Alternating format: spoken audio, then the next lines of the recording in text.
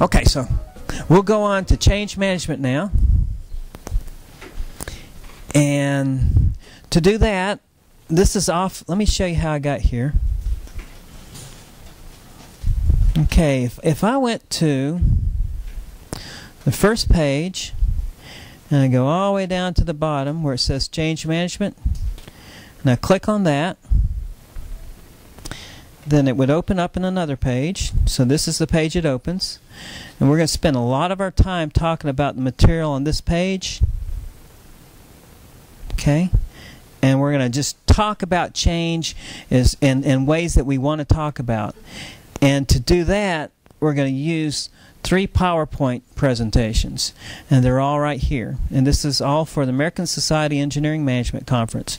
So they're kind of a little bit of cutting edge, because we're going to talk about it in ways that I don't think has been talked about a lot. And so we're going to look at change related to the curves. And some of this is going to be very interesting to you, and some of this we're going to skip over. We got 3. We actually have 3 different sets of presentations, and the first one is talking about the curves. Just get us familiar with the curves. And the second one is understanding comparing change curves. So we're going to look at the intro to this, just what change is all about. Then we're going to look at the curve and what each of those curves mean, so we'll have something to talk about. And then we're going to look at minimizing those dips. Okay? Does that sound fair? Does it sound interesting? Okay. Now you guys can be, I want you to stop and talk about it as we go forward, okay? All right, now this is the curve drew on the wall some time ago. And I call it the butterfly curve. But here's how it works. Change happens in nature similar to the metamorphosis, okay? Think about a caterpillar. A caterpillar is on a bush for its entire life cycle. Okay? To a child, that caterpillar looks like it's valuable. You can go there and you can play with it. It's fluffy. It's colorful sometimes. So it looks like it's valuable, right? To a child. But to an adult, we understand that there's something better out there. It's the butterfly. The caterpillar will destroy that bush. It'll spend its whole life cycle in one bush, won't go anywhere, and destroy the bush. And if there's enough of them, it will destroy the bush. Over a period of time, that caterpillar will weave itself into a cocoon, or to a chrysalis. And if the child came back during that time, it looks like it's a lot worse off, right? So immaturity in a change makes it look like we're in the worst possible case. So if you're immature about change in your organization, it's kind of like that same immaturity the child would see in the butterfly, right? So now, the cocoon or the chrysalis stays on one spot, doesn't eat anything, doesn't destroy the bush, but it doesn't move, right? So now, over a period of time, work is going on in that cocoon. That cocoon isn't just a cocoon, it is the manufacturing facility for a butterfly. Does that make sense? And so when you go through a change, you're really manufacturing something. You're really producing something. You're producing that vision that you want to get to, right? Now, if you tear that caterpillar out of the cocoon too early, the caterpillar will either be partially formed into a butterfly, and even if it's ready to come out, it needs that struggle in order to pump blood through its wings, or juices through its wings, whatever caterpillars and butterflies have. I guess the butterfly had, and that's what it takes in order to pump those wings out, right? So now, you can't just shorten that life cycle, right? If you do, you can't just shorten a project when you're right in the middle of it. You can't just shorten a plan when you're right in the middle of it, because it will destroy it.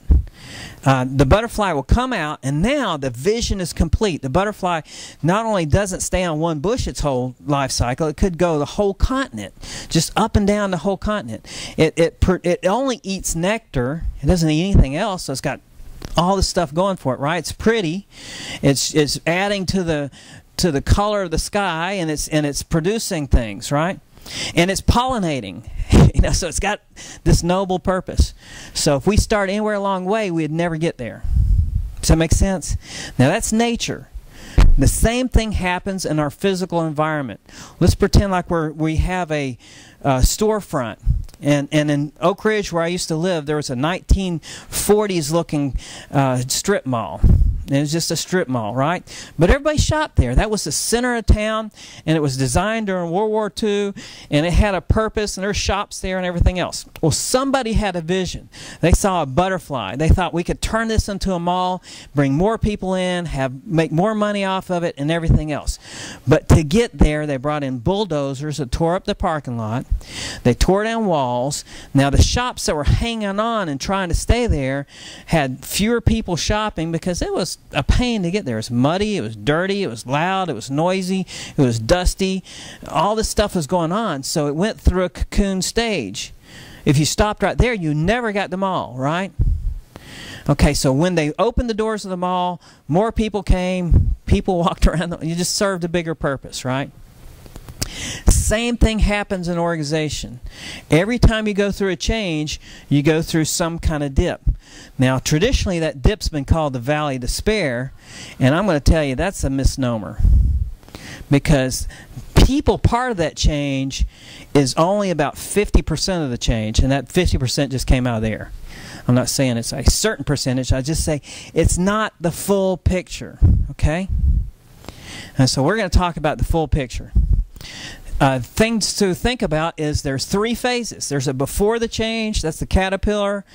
The during the change, that's the chrysalis or the cocoon, and the after the change, and that's the butterfly, right? Now, something to remember is that this dip starts happening before you actually make the change.